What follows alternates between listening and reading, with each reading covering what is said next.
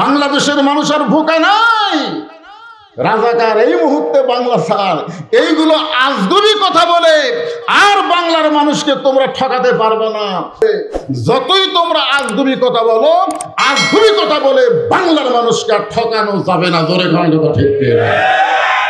বিশ্বাস করতে হবে, আল্লাহ যদি সম্মান দেয় দুনিয়ার কেউ তাকে অপমান করতে পারবে না। জোরে কথা ঠিক কিনা? 5 তলা বিল্ডিং এর উপর চড়ে 1.5 লাখ টাকার খাট, 12,000 টাকার কম্বল ওড়ে তামানে গাঁও দিয়ে রাত 9টার সময় বলতেছে আমার বাড়ি আমার ঘর আমাক নামাইকে, আমার বাড়ি আমার ঘর আমাক নামাইকে। 2 কান্তে 2 ফেরেশতা বলতেছে আল্লাহ। এই ঘুমানোর সময় একটা দোয়া পড়া লাগতো, আল্লাহুম্মা বিইসমিকা আমুতু ওয়া আহইয়া। এই দোয়াটা না পড়ে কি পড়ে ঘুমাসলো? এই যে বলতেছে আমাক নামাইকে, এক নামানোর কেউ নাই। 40 সালের আগে, 41 সালের আগে নামানোর কেউ নাই। দোয়া পড়ছে আমার বাড়ি আমার ঘর আমাক নামাইকে। রাত 3টার সময় একটা ভূমিকম্প। জোরে এখন কি কম্প?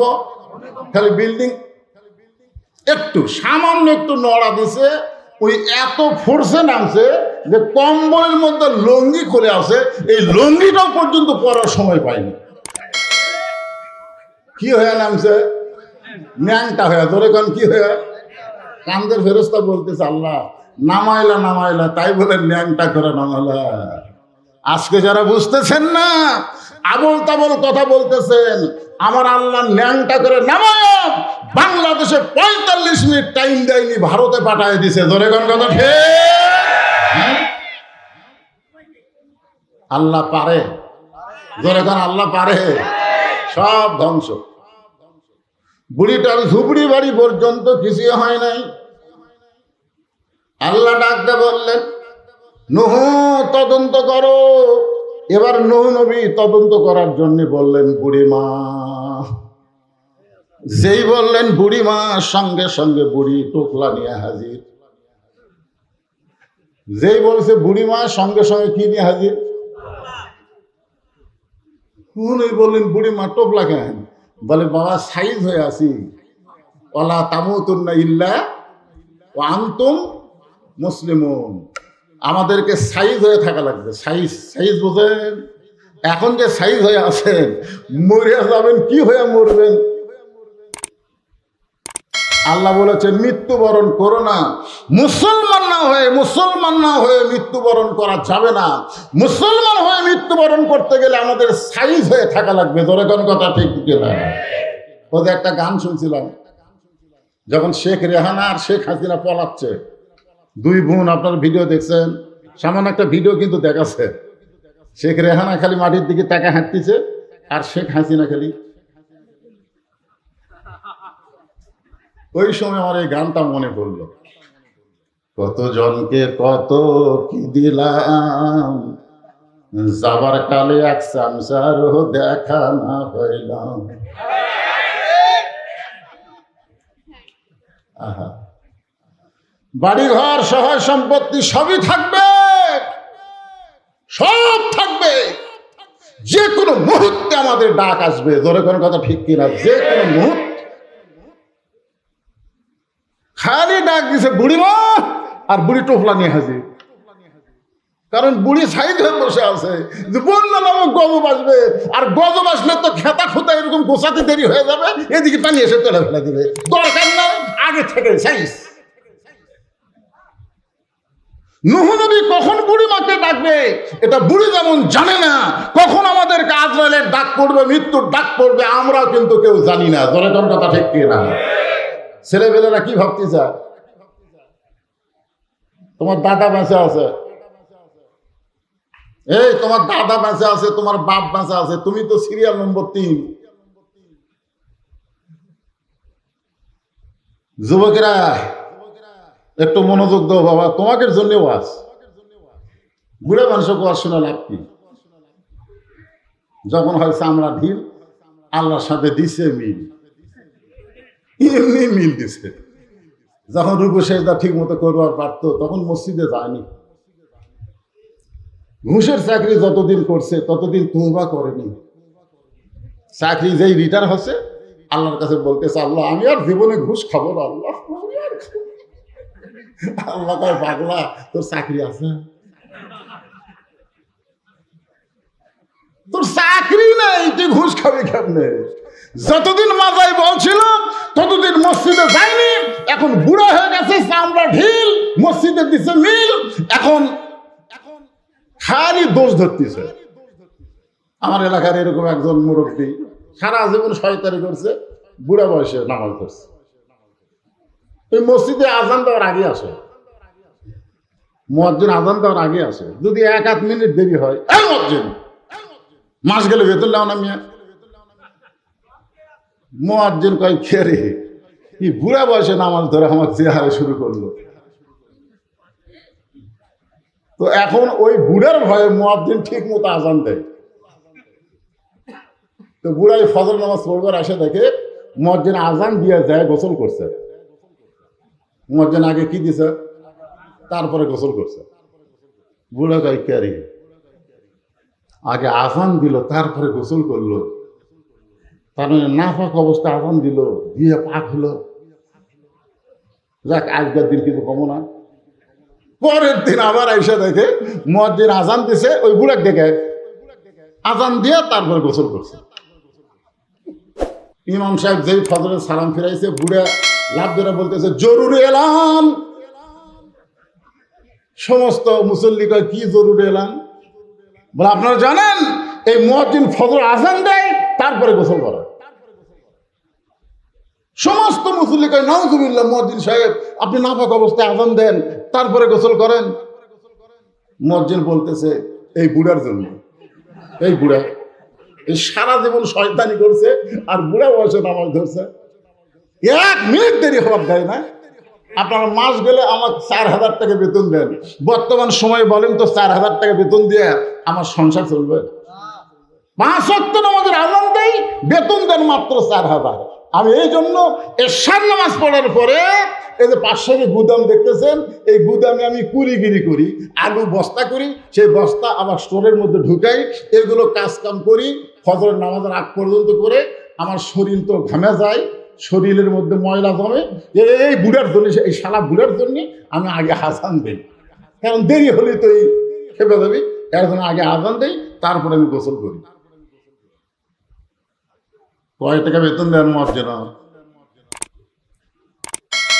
এই জন্যই বলতেছি যে বুড়া হলে, চামড়া ঢিল হয়ে গেলে নামাজ পড়লে হবে না। সব ইবাদত হতে পারে কিন্তু নামাজ হবে না। নামাজ পড়ার বয়স আছে, 7 বছর থেকে নামাজের তালিম দেওয়া, 10 বছর থেকে জোর করে নামাজ ধরাও। জোরে করার কথা ঠিক কিনা? কারণ বাংলাদেশে কোন ইবাদত মানুষকে মানুষ করতে পারবে না। একমাত্র ইবাদত মানুষকে মানুষ বানাবে, তার নাম হচ্ছে নামাজ। আল্লাহ কোরআনে বলেছেন, ইন্নাস সালাতা তানহানিল ফাহশাই ওয়াল মুনকার। একমাত্র নামাজই পারে মানুষকে যাবতীয় ফাহিশা খারাপি থেকে, বেহুদা কাজ থেকে ফিরাই রাখতে। আজকে ছেলেদের হাতে যে মোবাইল আছে, আছে না নাই? এই যে বাড়তেছে প্রত্যেকটি ছেলেদের হাতে, খালি ছেলে, এই বাচ্চাদের হাতে তো মোবাইল। কি মোবাইল ছাড়া ভাত খায়?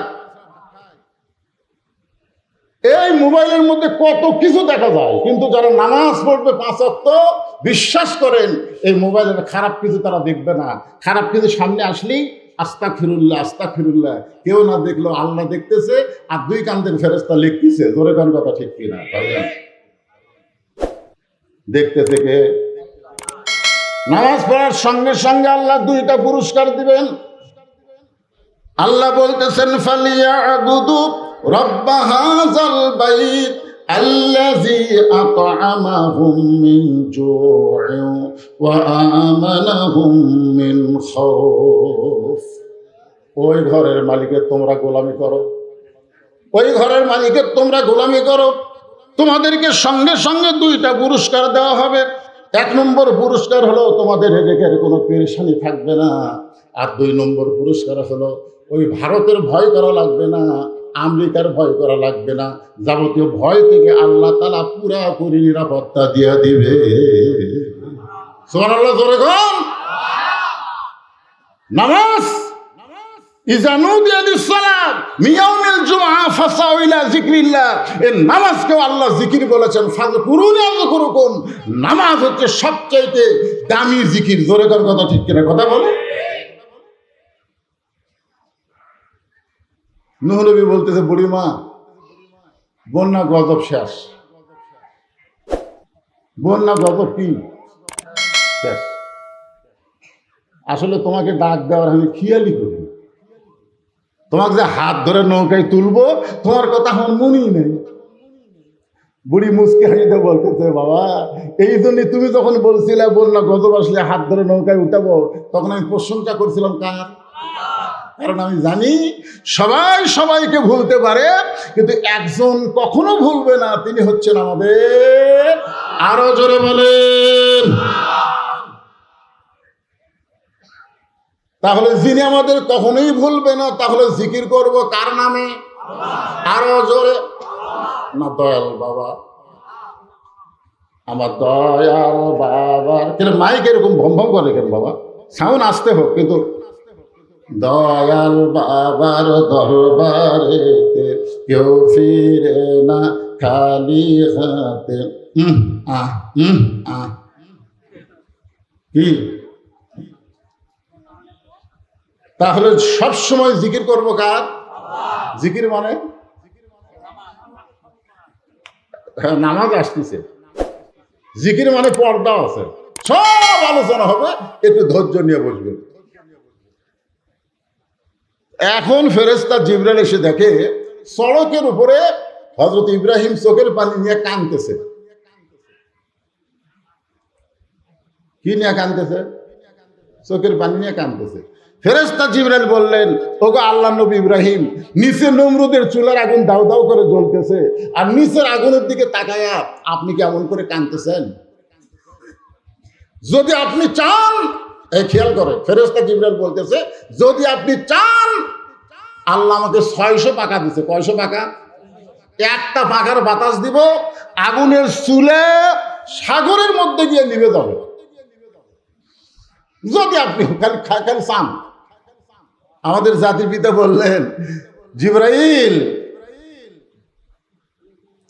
একমাত্র আল্লাহ ছাড়া অন্য কারুর কাছে চাওয়া যাবে?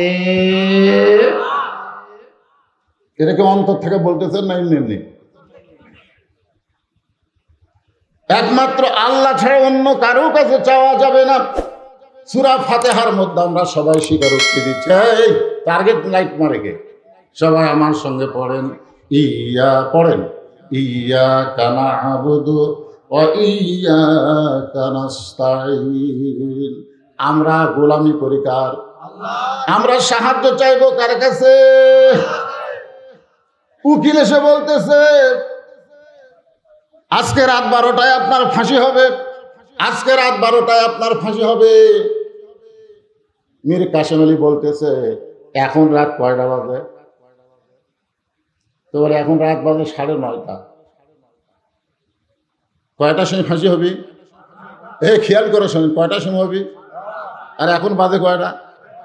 9:30। মীর কাসেম আলী মুচকি মুচকি হাসতেছে আর বলতেছে, আলহামদুলিল্লাহ, এখনো 2.5 ঘন্টা। আপনাদের কিছুই মনে হচ্ছে না? মুচকি মুচকি হাসতেছে আর বলতেছে, এখনো 2.5 ঘন্টা, নিচের নমরুদের আগুন দাউ দাউ করে জ্বলতেছে, 600 পাখা আছে, একটা পাখার বাতাস দিলে আগুনের চুলা সাগর নিভে যাবে। ইব্রাহিম বললেন, জিবরাইল, তুমি আমার ঈমানের পরীক্ষা নিচ্ছ? আমি এখন পর্যন্ত নমরুদের আগুনের চুলার দিকে একবারও তাকাই নাই, কারণ বিশ্বাস করি নমরুদ আগুন জ্বালাবার পারে, পুরানোর ক্ষমতা নমরুদের হাতে নাই, পুরানোর ক্ষমতা একমাত্র কার হাতে? আরো জোরে বলেন। 2.5 ঘন্টা, আলহামদুলিল্লাহ। খামাখা 2.5 ঘন্টা বসে থাকে, কি করব? আমি 2 ঘন্টা ঘুম পাড়ি। মীর কাসেম আলী বলতেছে, আমি 2 ঘন্টা ঘুম পাড়ি, যদি সে এত না পাই। ঘুম আলে তো মানুষ, এই জন্য তো আমরা দোয়া পড়ি, আল্লাহুম্মা বিসমিকা আমুতু ওয়া আহইয়া। আল্লাহ ঘুম দেওয়ার মালিক, যদি চেতন না করে, আপনি চেতন হতে পারবেন? তো বলতেছে, যদি চেতন না পাই তাহলে তুমি আমার ডাক দিও। উকিল কয় ফাঁসি হবি আর ঘুম আসবে যদি চেতন না পায় আমি ডাক দেব। উকিল মনে করছে ফাঁসির চিন্তায় লোকটা পাগল হয়ে গেছে। ফাঁসির কন্ডম সেল থেকে মন খারাপ করে উকিল চলে গেছে। রাত যখন 11:30 বাজে দেখে যে 2 ঘন্টা তো চলে গেছে, যাই তো 11:30 সময় এসে দেখে ফাঁসির কন্ডম সেলের মধ্যে মীর কাসিম আলী নাক ডাকা ঘুম পাড়তেছে।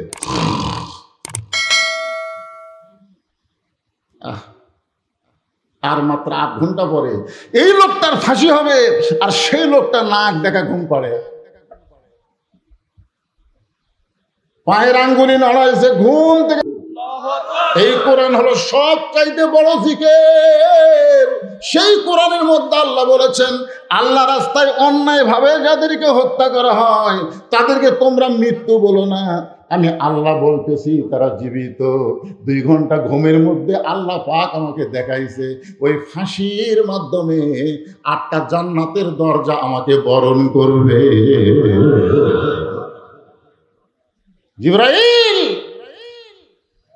একটাবারও আগুনের দিকে আমি তাকাইনি, আমি তাকাই আছি আমার আল্লাহর দিকে। জোরে কান কার দিকে? হাসবি আল্লাহু, বলেন হাসবি আল্লাহু নিমাল ওয়াকিল অনিমাল মওলা অনিমান নাসির। আল্লাহ বলে দিলেন কুল্লায়ানা রুকুনি বারদাও ওয়া সালামান আলা ইব্রাহিম। আগুনের চুলার উপর ইব্রাহিম আমি আল্লাহর জিকির করেছে, আমি আল্লাহ ইব্রাহিমের জিকির করে আগুনকে শান্তিদায়ক বানায়া দিলাম। তাহলে জিকির করবো কার? আরো জোরে বলেন। সবচাইতে বড় জিকিরের নাম কি? ইন্না নাহনু নাযালনা যিকরা ওয়া ইন্না লাহু লাহাফিজুন। সব জিকিরের মধ্যেও এখন কিন্তু আল্লাহর কোরআন জিকিরের মধ্যে কোনো কিছু ঢুকছে? কথা বলেন ভাই, ঢুকছে? আপনি কি সবাই কোরআন শিব হাতত নিছেন? না না, সবাইকে বলতেছি, এটা কি কোনোদিন হাতত নিছেন, ধরছেন? এই পুস্কা উঠে গেলে কি? না না, যারা বসে আছেন আফসোস নাই, যদি আপনি এটা ধরবারই না পারেন, এরকম ধরবারই না পারেন, তাহলে আপনি কি? আল্লাহ বলেছেন লা ইয়ামাসসুহু ইল্লাল মুতাহহারুন। ততক্ষণ পর্যন্ত এটা স্পর্শই করতে পারবা না যতক্ষণ তুমি পবিত্র না হবা। আজ পর্যন্ত এই কোরআনকে যারা স্পর্শ করেনি তারা যতই বলুক মুসলমান মুসলমান, ওই পবিত্রই হয়নি। জোরে করে কথা কর নাকি? 11 সালে যখন হজ করবার গেলাম, আমার এক সাথী ছিল, ওই প্রত্যেক ঘোরাতে 7 পাকে একটা অফ, ওই প্রতি ঘোরাতে একবার করে কাবার গিলাফ চুমা খায়, কাবার গিলাফ চুমা খায়। আমার তাই হুজুর আপনি কয়বার খাচ্ছেন ভাই? আমি বললাম ভাই আমি একবারও খাইনি, অত ধারক আমি যাবারই পারি না, যে মানুষের ভিড় আমি কাবার ধার দিয়ে যাবারই পারি না। তাই হুজুর আপনি বোঝেন না, যখন ওই কাবার গিলাফের কাছে যাবেন খালি ইনকে কুনা মারবেন, ইনকে কুনা মারলে রাস্তা বার হবি, দৌড়ে যায় চুমা খাবে। হুজুর কাবার গিলাফ চুমা খাওয়া কত বড় ভাগ্যের ব্যাপার। আমি বললাম পাগলা, ওই কাবার গিলাফ চুমা খায় একটা সোয়াবও নেই। আমার সাথে আরো হাজি ছিল, তারা কাছে হুজুর একটা আলিম হয়ে এরকম জালিমের মতন কথা বললেন, কাবার গিলাফ চুমা খায় কোনো সোয়াব নাই। ও না, একটা সোয়াবও নাই, কারণ ওই কাবার কোনো পাওয়ারই নেই। ওই কাবার কোনো পাওয়ার নাই, কারণ কাবা ছেড়ে নবী হিজরত করে যখন মদিনায় গেছিল, মদিনা থেকে মক্কা বিজয়ের দিনে নবী এসে দেখে কাবার ভিতরে 360টা মূর্তি।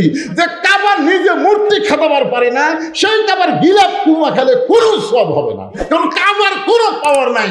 সমস্ত পাওয়ার হচ্ছে আল্লাহর আর আল্লাহর কোরআনের। ধরে গেল কথা দেখতে না, কাবার কি পাওয়ার? দরজা খুলে দেখি হাই রে আবু জেহেল একটা মূর্তিতে আটকে থাকে ভাই, আবার দরজা দেওয়ার দিকে লোহা পুঁতে মূর্তি আটকে রাখছে। চিন্তা করছেন? হ্যাঁ, আপনাদের মসজিদের কোন পাওয়ার আছে? কথা কয় না কেন? মুয়াজ্জিন একদিন এশার নামাজ পড়া তালা না দিয়ে বাড়িতে গেছে, ফজর নামাজ পড়বার আসে দেখে মাইক নাই, মাইক নাই। তা আপনারা বলেন তো, মুসল্লিরা দোষ দিবে কার? আল্লাহর না মুয়াজ্জিনের? ঘর কার? তো মুয়াজ্জিনের দোষ কেন? তার মানে বোঝা গেল ঘর আল্লাহর হতে পারে, কিন্তু তালা দেওয়ার একটা লোক, তালা খোলার একটা লোক থাকা লাগবে। জোরে করে কথা কন না কেন? কথা বলে আমি লোকটাকে বললাম, যদি পারো আল্লাহর কোরআনকে এভাবে ধরো, এভাবে কোরআনকে ধরো। যদি পড়বার নাও পারো, কোরআনকে বুকের সঙ্গে একবার চাপে ধরো। দৈনিক যে ব্যক্তি 2-3 বার কোরআনকে বুকে চাপে ধরবে, আল্লাহ তার হার্টের ব্যারাম ভালো করে দিবে। জোরে কোন সুবহানাল্লাহ। এটা কি বুঝছেন? এমনি এত বড় সাহস আল কোরআনের আলো কুটি কবি, সেটা আপনারা ভালো করে চিন্তা করেন। আল কোরআনের আলো সংসদে জালো, কোরআন হাদিস যেখানে দুনিয়ার মুসলমান লিল্লাহে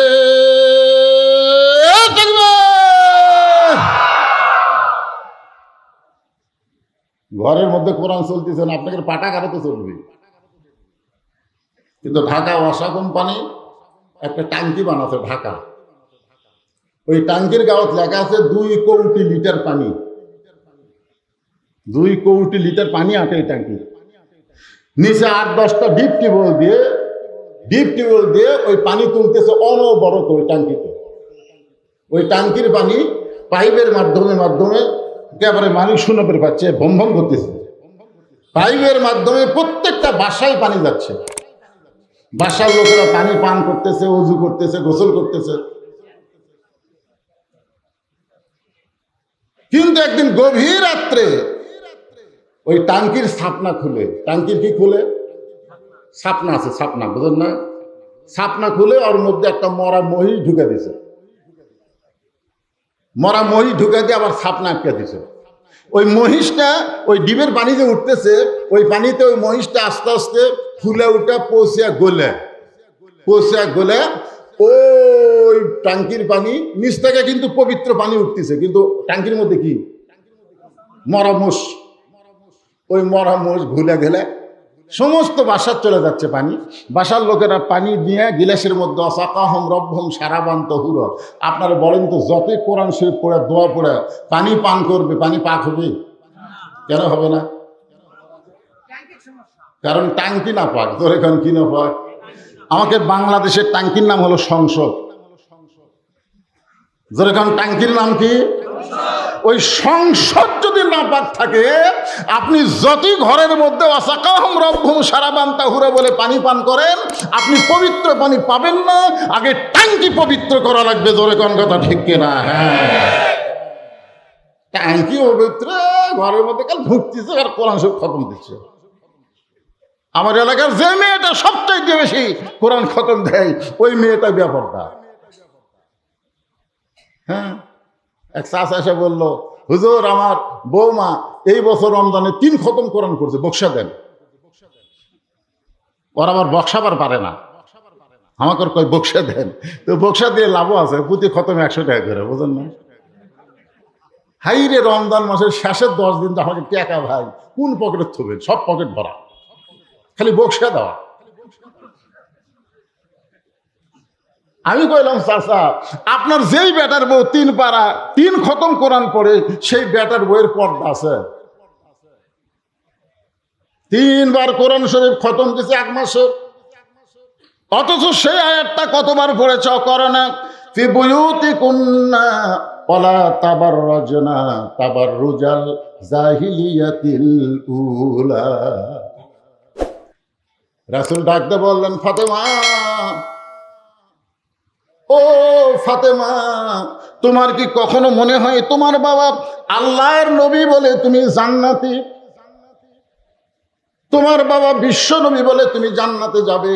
এ কথা কি তোমার কখনো মনে হয়? ফাতেমা বলে, বাবা এ কথা সব সময় আমার মনে হয়, আমার কোনো টেনশন নাই, আমার বাবা হলো বিশ্ব নবী। রাসূল চোখের পানি বের করে বলে, ফাতেমা তোমার বাবা বিশ্ব নবী বলে তুমি জান্নাতি, এইটা কখনোই মনে করবা না। জান্নাতে যদি যাবার চাও তাহলে জান্নাতের আমল করে তোমাকে জান্নাতে যেতে হবে। ফাতেমা চোখের পানি বের করে বললেন, বাবা জান্নাতে যাওয়ার আমল কি? আল্লাহ রাসূল বললেন, ফাতেমা মেয়েদের জন্য বেশি আমল করা লাগবে না, মাত্র 4টা আমল করবা। ঈমানের পরে মাত্র 4টা আমল করবা। 1 নম্বর আমল হলো 5 ওয়াক্ত নামাজ পড়বা। 2 নম্বর আমল হচ্ছে রমজান মাসে রোজা করবা। আমার মায়েরা যারা পর্দার অন্তর আছেন একটু মনোযোগ দিয়ে শোনেন। 3 নম্বর আমল হচ্ছে স্বামীর খেদমত করবা। আর 4 নম্বর আমল হচ্ছে সতীত্বের হেফাজত, পর্দা করবা। ফাতেমা বলতেছে, বাবা এই 4টা আমলের মধ্যে সবচাইতে গুরুত্বপূর্ণ আমল কোনটা? এই মনোযোগ দিয়ে শোনেন। আল্লাহ রাসূল বলেন, ফাতেমা স্বামী যখন খেদমত চাবে, স্বামী যখন খেদমত চাবে তখন তুমি খেদমত করবা। অযাতাই যেন স্বামীর খেদমত করো না। আমার কথা কি আপনারা বুঝতেছেন? এটা আপনারা না বুঝলেও মেয়েদেরকে বোঝা লাগবে। স্বামী যখন খেদমত চাবে তখন স্বামীর খেদমত করা লাগবে। অযাতা স্বামীর খেদমত করা যাবে না। অযাতা খেদমত করা হলো অতি ভক্তি। জোরে কাল অতি ভক্তি। দেখবেন হঠাৎ যদি আপনার বউ আপনাকে খুব বেশি ভক্তি করতেছে, সেই দিন একটা অন্যায় করবে। একটা কারেন্টের ফ্যান বন্ধ করে দিয়ে তাল পাকার বাতাস। কে গো কারেন্ট নাই? আছে তো, কারেন্ট আছে তো ফ্যান বন্ধ করে তাল পাকার বাতাস কেন? বলে আপনি জানেন না আপনার পায়ের তলে আমার জান্নাত। আপনার খেদমত করে আমি জান্নাতে যাওয়ার চাই। বাম হাতে পাকার বাতাস করে আর ডান হাতে স্বামী কপাল টিপতেছে, চুল টানতেছে, পায়ের লোক টানতেছে, গা টিপে দিচ্ছে। স্বামী কয়, কে গো তুমি আজকে হঠাৎ আমাকে এত খেদমত করতেছে? বলে আমি এখন সবসময় এরকম খেদমত করবো। স্বামী খুবই খুশি। এক সময় স্বামী বলেই ফেলে দিছে, তোমার মতন বউ পাওয়া ভাগ্যের ব্যাপার।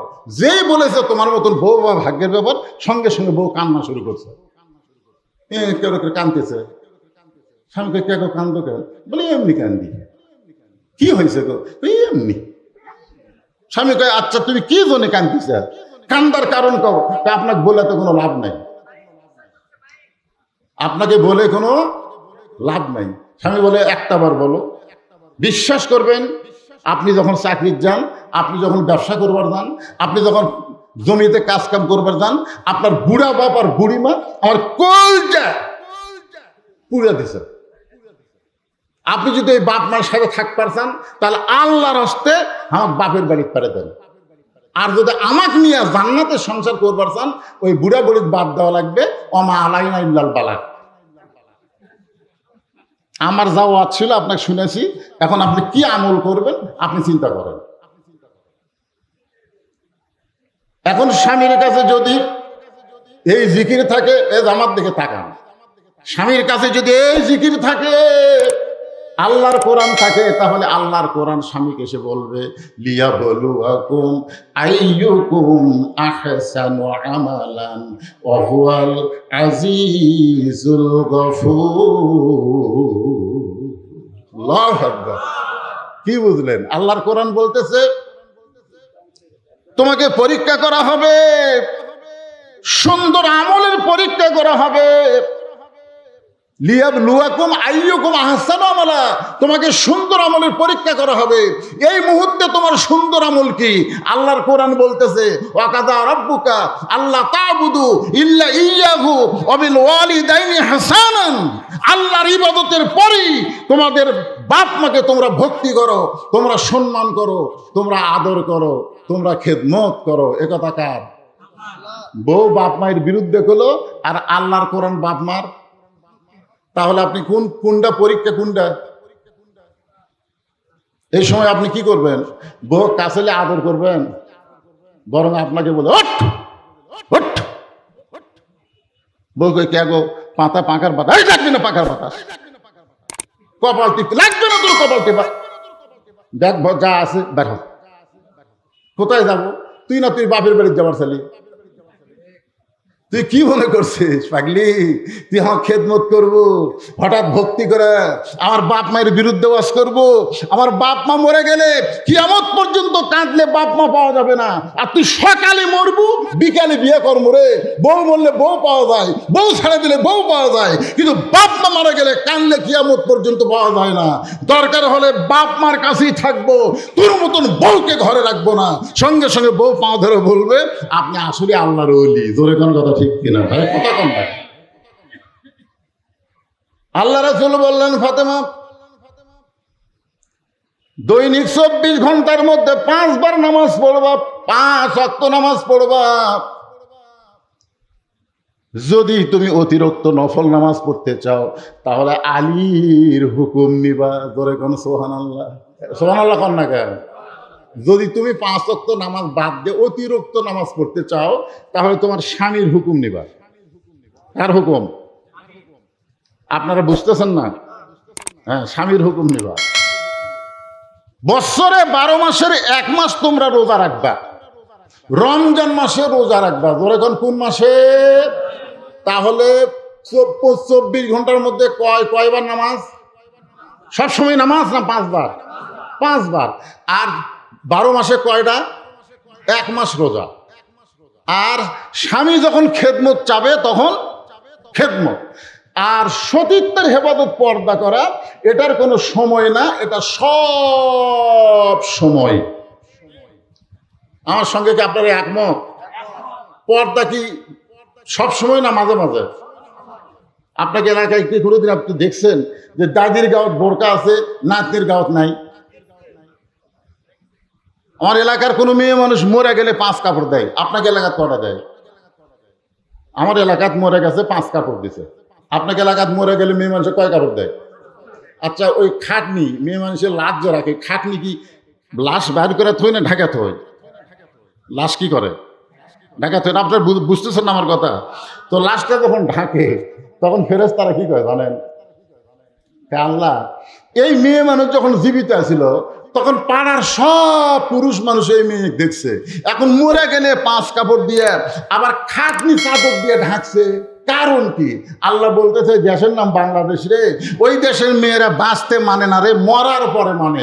আপনারা বলেন তো, মরার পরে পর্দা করে কোনো কাম হবে? কথা বলেন, কোন কাম হবে? আমার মায়েরা বোনেরা যারা আছেন একটু মনোযোগ দিয়ে শোনেন। গভীর রাত্রে ফাতেমা হযরত আলীকে বুকের মধ্যে নিয়ে ছোট বাচ্চার মতন কাঁদতেছে। আলী চমকে গিয়ে বলে, ফাতেমা কি জন্য এমন করে কান্দো? ফাতেমা বলতেছে, আল্লাহ আমার দোয়া কবুল করেছে, এই দোয়া কবুল করার কারণে আমি কাঁদতেছি। আলী বলে, ফাতেমা তুমি কি পাগলি নাকি? আল্লাহ দোয়া কবুল করেছে, আনন্দের কথা তুমি কান্দো কেন? ফাতেমা বলে, স্বামী গো, কি দোয়া আল্লাহ কবুল করেছে আপনি কি শুনবেন না? আলী বলে, ফাতেমা আল্লাহ তোমার কি দোয়া কবুল করেছে? ফাতেমা বলতেছে, সবসময় আল্লাহকে বলতাম, আল্লাহ পর্দার মধ্যে আমার মৃত্যু দিও, আল্লাহ পর্দার মধ্যে আমার মৃত্যু দিবে, এই দোয়া আল্লাহ কবুল করেছে। আলী মুচকি মুচকি হাসের বলে, পাগলি রে, যে সারা জীবন পর্দা করেছে তার মৃত্যু তো পর্দার মধ্যে হবেই, এই দোয়া কবুল করার পরে কেন কাঁদতেছো? ফাতেমা বলে, স্বামী গো, এই মৃত্যুটা কখন হবে তাকে আপনি শুনবেন না? আলী বলে, পাগলি, মৃত্যুর কথা দুনিয়ার কেউ বলতে পারে না, কে কখন মরবে এটা কেউ বলতে পারে না। ফাতেমা বলতেছে, আল্লাহ পাক আমাকে জানাইছে আজকে গভীর রাত্রে ফাতেমার মৃত্যু হবে। যেই মাত্র কইছে গভীর রাত্রে ফাতেমার মৃত্যু হবে, গাছের গোলা কাটলে গাছটা যেমন পড়ে যায়, হযরত তেমনি পড়ে গেলেন ঘরের মাঝায়।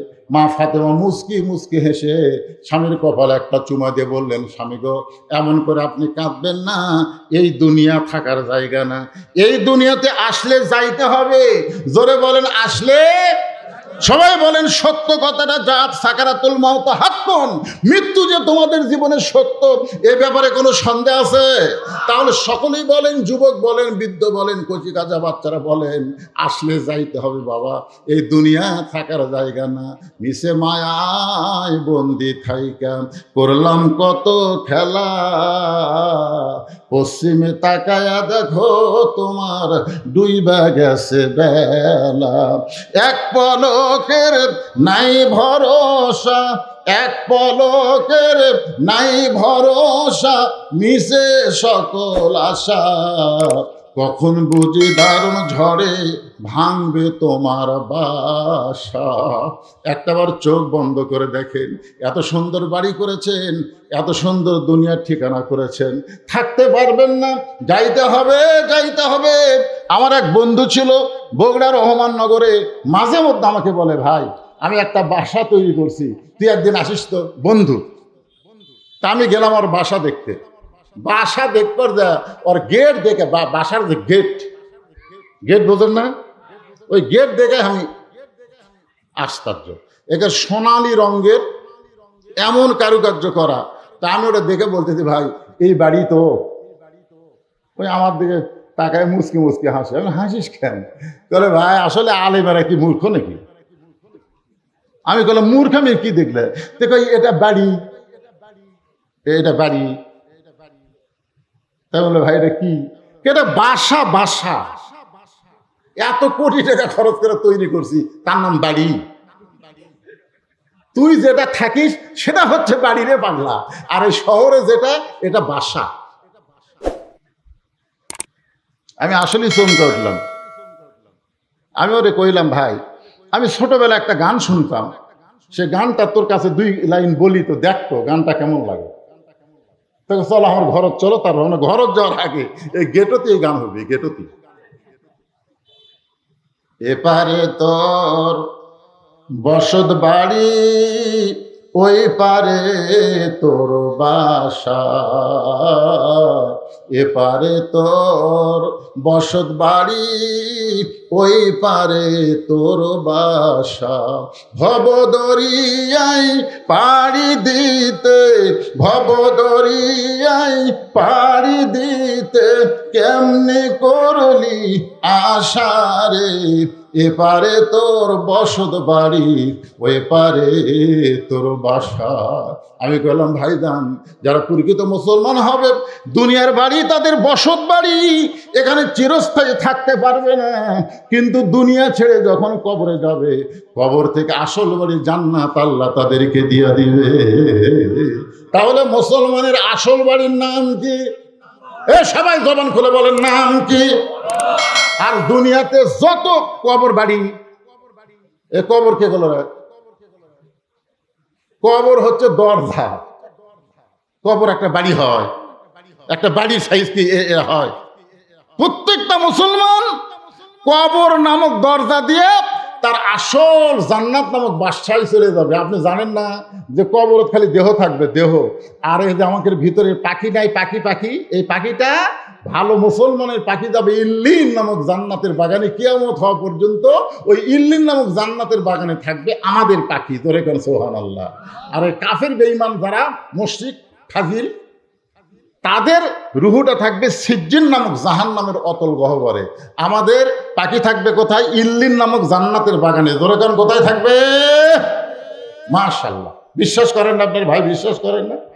তাহলে এখন বলেন, আসলে যাইতে হবে। জোরে কান আসলে। ফাতেমা হযরত আলীর মাথাটা নিজের হাঁটুর উপরে নিয়ে কবলে একটা চুমা দিয়ে বলতেছে, স্বামী গো এমন করে আপনি কাঁদবেন না, কারণ আসলে যাইতে হবে এই দুনিয়া থেকে। আমি আজকে গভীর রাত্রে বিদায় নেব। আমি যাওয়ার আগে আমার 3টা চাওয়া আপনাকে পুরা করা লাগবে। আলী কান্দের বলে, ফাতেমা দুনিয়াতে গরিব ছিলাম বলে তুমি কিছুই চাইলা না। দুনিয়াতে হযরত আলী ধনী ছিল না গরিব ছিল? আল্লাহ রাসূল বলেছেন, ফাতেমা কোনোদিন কোনো কিছু চাইলে আমার আলীরে কষ্ট যেন দেশ না। দুনিয়ার বহু ধনী ধনী যুবক তোকে বিয়ে করতে চাইছিল মা, আমি তাদের কারো একজনের সঙ্গে তোকে বিয়ে দিবার চাইছিলাম, কিন্তু স্বয়ং আল্লাহ ঘটকালি করে ওই আলীর সঙ্গে তোর বিয়ে হয়েছে। আমার আলী বড় গরিব, আমার আলীরে কষ্ট দিবে না, সেই জন্য ফাতেমা কোনোদিন আলী কষ্ট পাক এরকম কোনো কিছু চাইনি। আলী কান্দের বলে, ফাতেমা একদিন গভীর রাত্রে আমি চেতন পাইলাম, চেতন পায়ে দেখে হাসান হোসাইন 2 ভাই 2 ধারে ঘুম পাড়তেছে। আমি আলী চেতন পায়ে দেখে ফাতেমা ঘরের মধ্যে নাই। এখন স্বামী চেতন পায়ে যদি বউকে ঘরের মধ্যে না দেখে, যত বড় আল্লাহর ওলি হোক, সন্দেহ হবে কি হবে না? দরকার হবে কি হবে না? হযরত আলী দরজায় তাকায় দেখেন ফাতেমা এরকম একটা ওড়না মাথার উপরে দিয়া গভীর রাত্রে খুব জোরে জোরে হাঁটতেছে। আলীর সন্দেহ হয়ে গেল এই গভীর রাত্রে ফাতেমা তাহলে যাবে কোন জায়গায়। নিরাপদ দূরত্ব বজায় রেখে পিছনে পিছনে হাঁটতেছে। আল্লাহর নবী যেই ঘরে ঘুমায় ওই ঘরে জানলার পাশে ফাতেমা দাঁড়ায় গেছে। হযরত আলী দূর থেকে লক্ষ্য করে দেখে নবী যেই ঘরে ঘুমায় ওই ঘরের জানলার পাশে ফাতেমা চুপটি করে দাঁড়িয়ে আছে।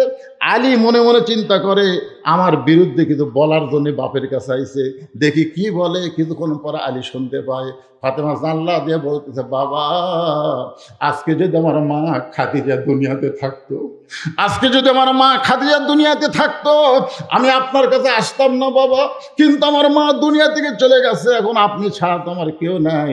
মেহেরবানি করে ফাতেমার জন্য কি একটু দরজা খুলবেন না? আল্লাহ নবী যখন দরজা খুলে দেয়, ফাতেমা দরজা দিয়ে যেই মাত্র নবীর ঘরে ঢুকছে, এমন সময় হযরত আলী এক দৌড়ে জানলার কাছে এসে কানটা লাগায় দিছে। দেখি বাপ মেয়ের মধ্যে কি গল্প হয়। রাসূল বলে, ফাতেমা তুই একা একা ঘরের মধ্যে কেন ঢুকলি মা?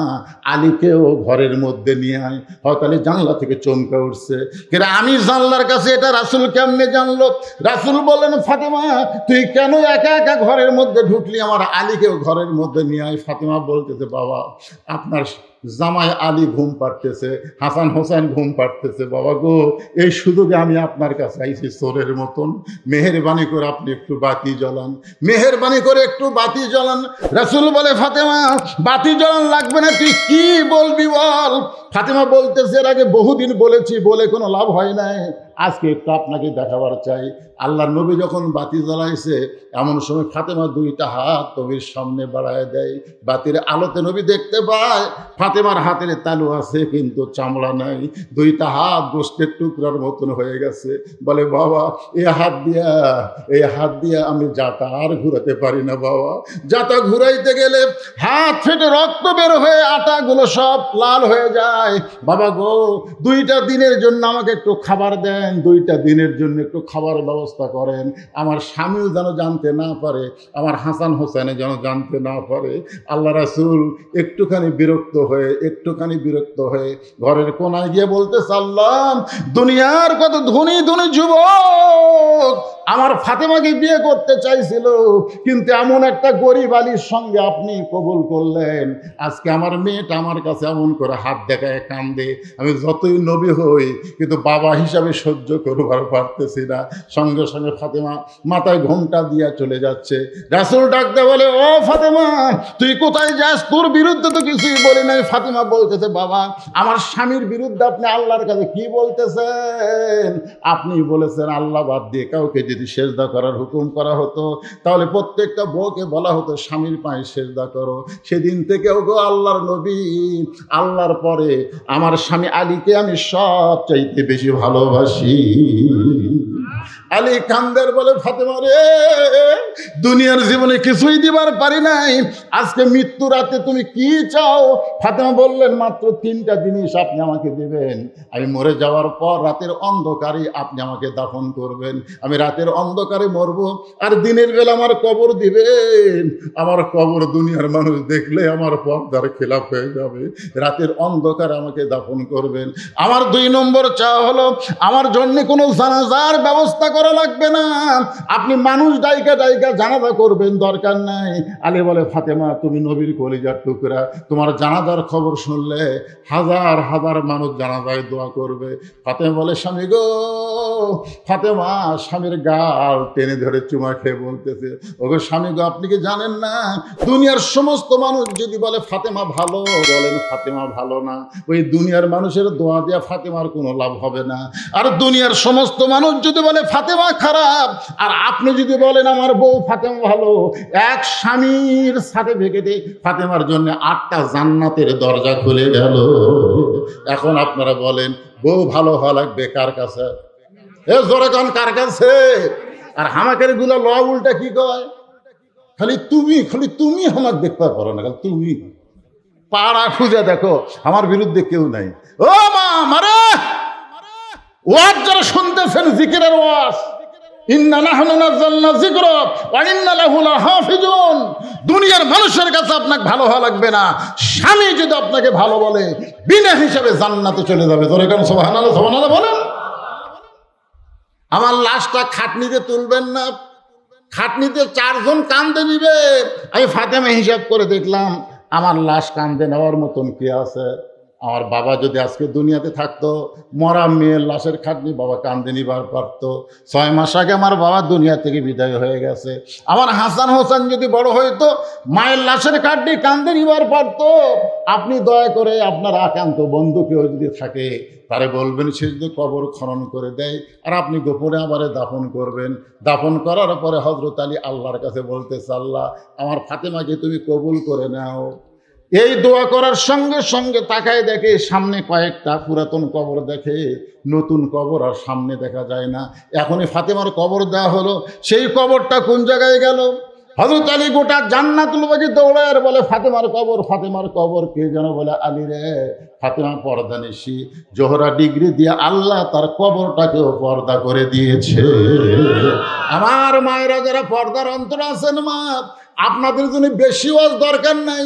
আপনারা পর্দা আমল করেন, পর্দার ভিতরে থাকেন, পর্দার মধ্যে থাকবেন, আপনাদের দাম আল্লাহ বাড়াইয়া দিবে। আপনারা বলেন তো, আদমকে আল্লাহ তৈরি করছে কি দিয়া? মাটির উর্বরা শক্তি কি কোথায়? ভিতরে না বাহিরে? মাটির উর্বরা শক্তি ভিতরে না বাহিরে?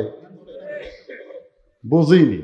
আচ্ছা, ঘরের মধ্যে সারখোল দিয়ে যদি একটা গাছ লাগান হবে, আর বাইরে যদি লাগান, তাহলে পুরুষ মানুষ যত বাড়ে থাকবে তত পুরুষ মানুষের দাম বাড়বে। মরদ মানুষ মরদের হাত ঘরের মধ্যে কি করেন? কুতির কুতির কুতির ঘরের মধ্যে কি? মসজিদের মধ্যে থাকার কথা নাই। ফাইজা কুদিয়াতি সালা ফান্তাশিরু ফিলা, নামাজ হয়ে গেছে আর মসজিদের মধ্যে গল্প মারো না। একেবারে 4 ফ্যান দিয়ে 3 জন গল্প মারতেছে, ফ্যান দিছে 4টে, গল্প করতেছে 3টে। হ্যালো, ধানের দাম বেড়ে আবার কমে গেল। এই গল্প করতেছে, 4 ফ্যান ঘুরতেছে। তো কান্দের ফেরেশতাকে আল্লাহ, নামাজ পড়া সবাই তো চলে গেল, এরা 3 জন যে 4 ফ্যানটা গল্প করতেছে, এর কি রেজাল্ট কি? আল্লাহ বলতেছে, নামাজ পড়ার পরে যতক্ষণ এর মাথার উপর ফ্যান ঘুরিছে, এই ফ্যানের কারেন্টের বিল এই 3 জন আলাদাভাবে না দিলে জান্নাতে যাওয়া পারবি না। কারণ মসজিদের বাপের না যে ইচ্ছা মতো ফ্যান ঘুরাবি। যখন কথা কন না, কথা কন না। মরদ মানুষ মাটি দিয়ে তৈরি করছে আমাদের। যত বাইরে থাকবেন তত আমাকে দাম বাড়বি। কি বাইরে থাকিনি? 3 তলা বাড়ি করছি, সিরাজগঞ্জ রোডও কাটছি। বউ করলাম টাঙ্গাইল থেকে চমচম দিছি গো। বউ বলতেছে, যতই চমচম কিনেন আজকে বাড়িতে আসেন না। আমি বললাম কেন? বলে সন্ধ্যা থেকে পুলিশ খুঁজতেছে, টবল মারতেছে, আবার বাড়িতে থাকা হবে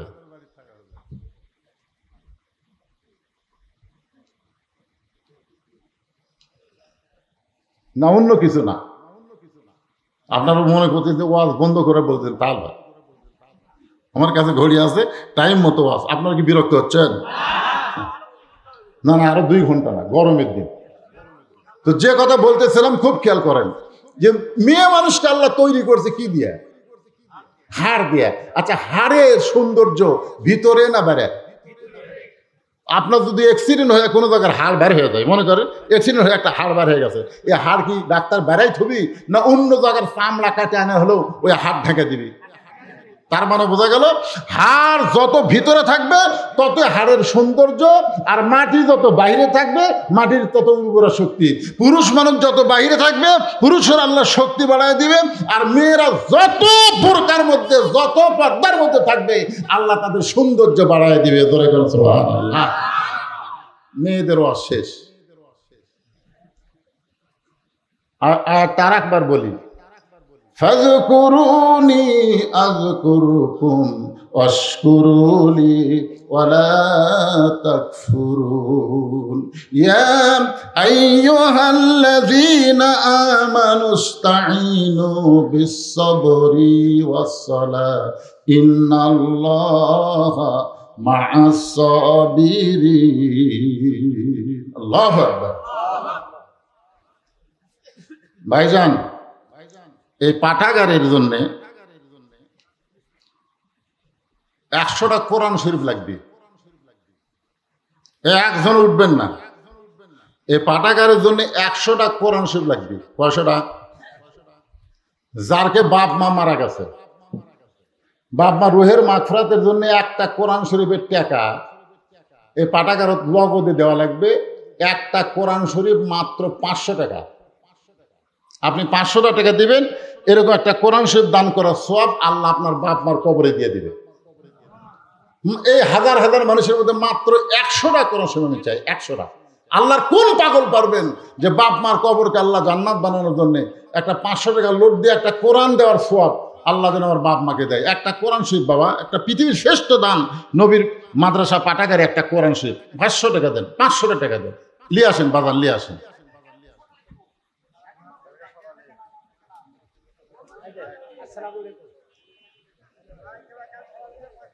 এই ওটা আপনি তাহলে আশা রাখবি।